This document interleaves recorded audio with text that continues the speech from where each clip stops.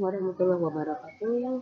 Selamat pagi, selamat berjumpa lagi dengan saya, Ibu Jenny Handayani dari SMA Negeri 1 Tambun Selatan. Pelajaran yang saya ampu adalah biologi. Baik, kali ini saya akan menampilkan pembelajaran mengenai genetika ya. Spesifiknya adalah persilangan monohibrid dan dihibrid.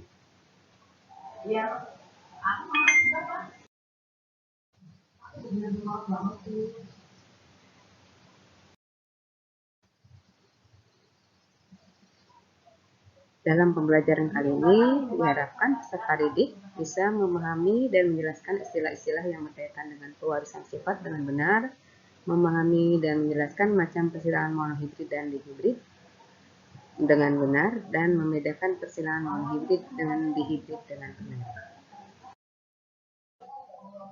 Sebelum kita lebih jauh mempelajari tentang persilangan monohibrid dan dihibrid, ada baiknya kita mengenal dulu berbagai macam istilah-istilah yang sering kita temukan dalam bahasan kali ini. Yang pertama adalah parental, biasanya disingkat dengan P, itu artinya induk yang akan disilangkan. Gamet disingkat dengan G, artinya sel kelamin jantan atau sel kelamin betina, atau biasanya disebut juga sperma atau ovum. Kemudian ada F atau filius atau filia, yaitu hasil dari keturunan atau anak. Kemudian istilah gen ini adalah faktor pembawa sifat. Gen itu ada yang bersifat dominan, biasanya disimbolkan dengan huruf besar, sedangkan gen yang resesif biasanya disimbolkan dengan huruf kecil. Ada alel, kemudian alel ini adalah pasangan gen yang terdapat pada kromosom yang homolog, yang menunjukkan sifat alternatif sesamanya. Kemudian istilah genotip itu adalah keadaan genetik dari suatu individu atau populasi.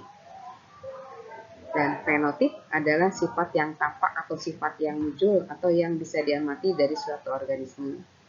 Karakter itu adalah istilah yang digunakan untuk menjelaskan sifat yang dapat diturunkan. Misalnya warna pada bunga, kemudian biasanya sifat ini ya karakter, terus juga trait.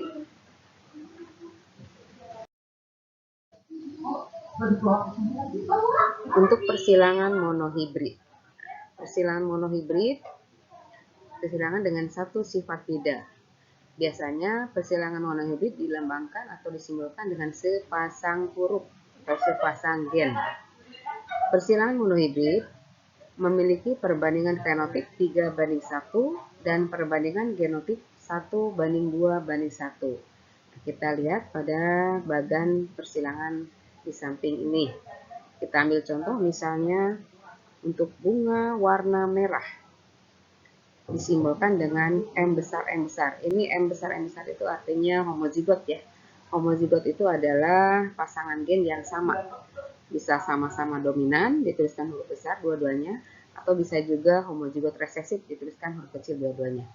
Bunga merah dengan genotip M besar disilangkan dengan bunga warna putih M kecil. Di sini merah bersifat dominan terhadap putih.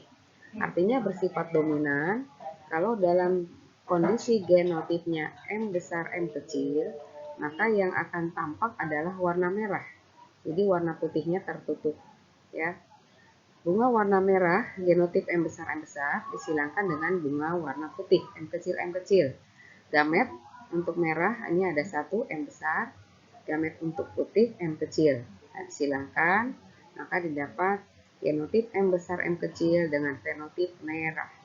Jadi pada persilangan yang pertama didapatkan hasil filial atau keturunan semua bunga berwarna merah.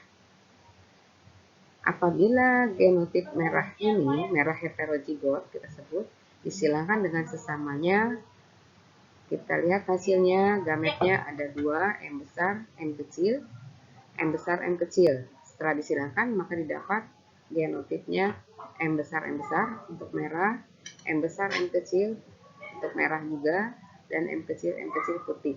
Sehingga di sini kita dapatkan fenotipnya adalah merah ada 3 dan putih ada 1. Jadi perbandingan merah dan putih adalah 3:1. Sedangkan untuk perbandingan genotipnya ini 1:2:1. 1 untuk M besar M besar, 2 untuk M besar M kecil, dan 1 untuk M kecil M kecil. Jadi ini pada persilangan pertama didapat hasilnya F1 semua berbunga merah dengan genotip M besar M kecil. Kemudian kalau F1 disilangkan dengan sesama, artinya ini melakukan penyerbukan sendiri, maka didapat hasil F2-nya adalah 3 merah dan 1 putih.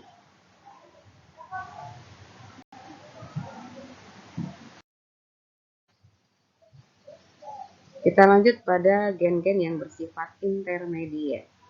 Apa itu gen-gen yang bersifat intermediate? Nah, kalau tadi ada istilah sifat dominan. Sifat dominan itu artinya yang mendominasi pada kondisi heterozigot seperti M besar dominan terhadap M kecil, artinya pada kondisi heterozigot merah yang muncul. Tapi kalau pada gen-gen yang bersifat intermediate, misalnya ini M besar intermediate terhadap M kecil. Nah, M kecil ini untuk putih, M besar untuk merah. Nah, yang putih tidak tertutup atau yang merah tidak mendominasi, sehingga yang muncul adalah merah muda. Yang putih ikut menyumbangkan karakternya. Itu yang disebut intermediate.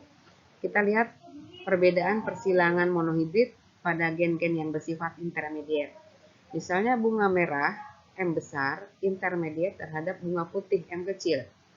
Bunga merah disilangkan dengan bunga putih. Nah, merah genotipnya, gennya M, gametnya M, putih gametnya M kecil.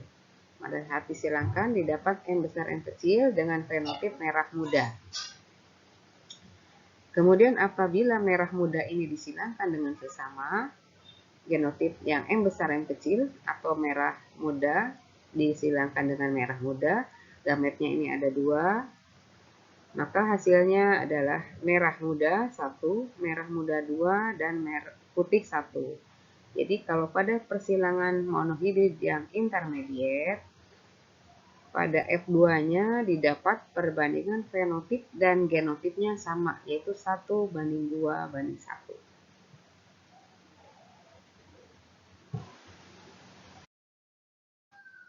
Pada persilangan dengan dua sifat beda tadi, di sini gamet yang terbentuk ada 2/2, ada 4 gamet ya. Kita buat persilangannya dengan menggunakan papan catur.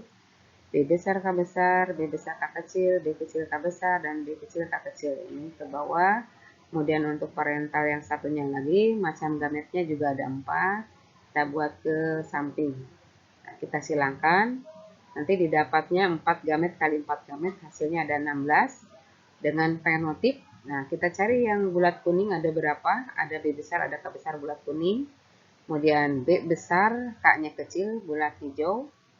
Dan B kecil, K besar, kisut kuning.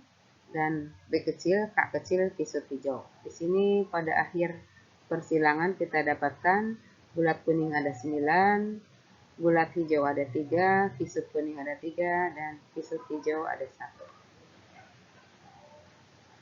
Ya, mungkin untuk persilangan monohibrid dan hibrid cukup sekian saja.